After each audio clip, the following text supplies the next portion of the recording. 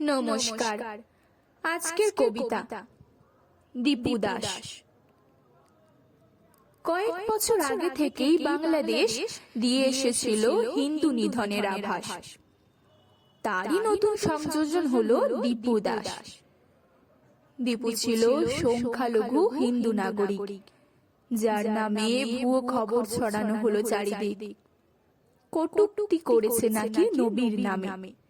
কোথায় কার সামনে করেছে তাহা এখনো কেউ না জানে। পোশাক কারখানার সামান্য শ্রমিক ছিল দীপু দাস। ছিল না যা স্মার্টফোন চালানোর অভ্যাস। তবুও তার নামে করা হলো অপপ্রচার। পুলিশ করেছিল গ্রেফতার ময়মনসিংহ জেলার ভালুকা উপজেলায় ঠিক সন্ধেবেলায়। সুরক্ষা না দিয়ে জিহাদিদের হাতে তুলে দিল দীপুকে। তখনই তারা মেরে ফেলল এলো পাথারি মারতে মারতে। বাঁচার জন্য দীপু করেছিল আর্তনাদ। দীপুর কথায় করেনি তখন কেউ কর্ণপাত। নগ্ন করে গলায় ফাঁস লাগিয়ে গাছে দিল ঝুলিয়ে। পেট্রোল ঢেলে দিল গায়ে আগুন লাগিয়ে। পোড়া দেহে মারতে থাকলো লাঠির ঘা। তা দেখে উল্লাস করলো জনতা। মোবাইলে তুললো ভিডিও আর ছবি। জানি না কতটা তৃপ্তি পেল তাদের নবী। হ্যাঁ, এটাই হলো বাংলাদেশ। হিন্দু সেনার আত্মবলিদানে স্বাধীনতা পেয়েছিল যে দেশ। হিন্দুদের করতে নিঃশেষ উঠে পড়ে লেগেছে বর্তমান বাংলাদেশ।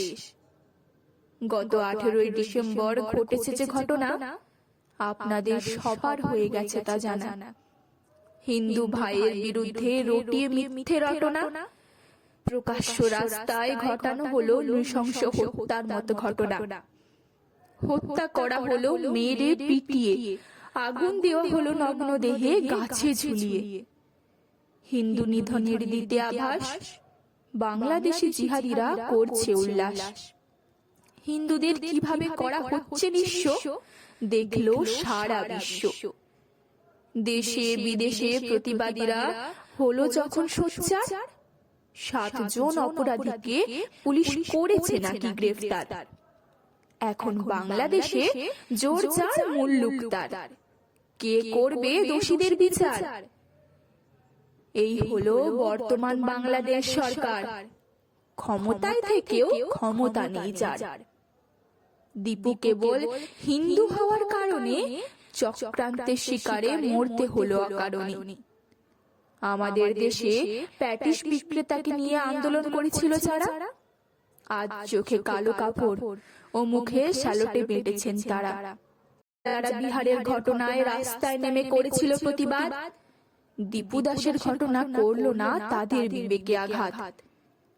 আগামীতে এভাবেই দীপুর মতো আরো হিন্দু মরবে। তবুও হিন্দুরা জেগে ঘুমোবে। হিন্দুদের বড় শত্রু হলো হিন্দুরা। রাজনীতির জন্য ধর্ম বিসর্জন দিয়েছে যারা। প্রতিবাদের জন্য দরকার হয় না হিন্দু হওয়ার, প্রতিবাদের জন্য দরকার হয় মানুষ হওয়ার। এই বর্বরতা মানবতার বিরুদ্ধে হেনেছে আঘাত। তাই মানুষ হিসেবে করি এর তীব্র প্রতিবাদ। ধন্যবাদ। ভালো থাকবেন, ভালো রাখবেন।